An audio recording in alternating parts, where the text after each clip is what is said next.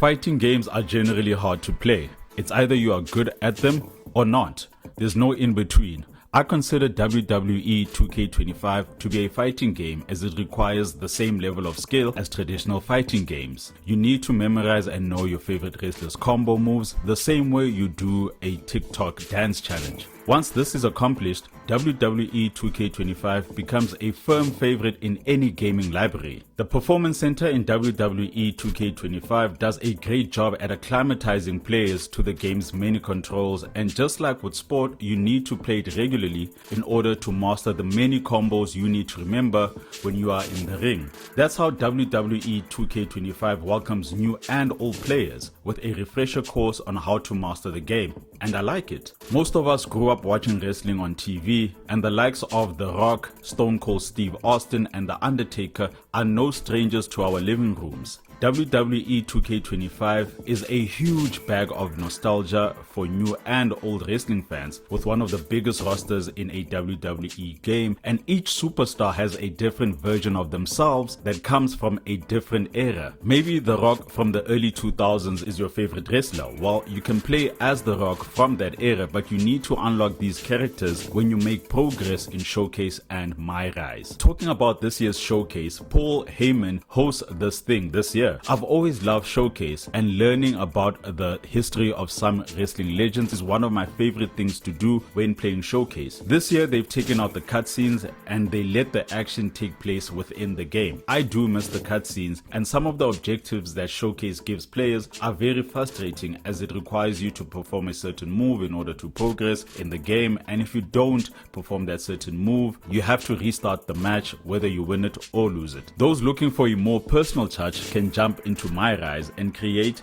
their very own WWE superstar and climb the ranks within the story mode, but the story mode itself definitely requires better acting, but it's so much fun to play. There are modes within WWE 2K25 that feel like a money grab for the guys at 2K to push in-game currency, the likes of My Faction and The Island, which is similar to NBA 2K's My City. Online modes that require players to spend more money in order to progress within a game that they already bought using their own money. If you put those modes aside, you'll find that WWE 2K25 is a great game. And just like your favorite German SUV, each year the car gets better and better, but it's not always perfect. It gets an 8 out of 10 from me. Let me know in the comment section below who's your wrestling GOAT. My name is Super Dave, and this is Gaming in My Mama's House.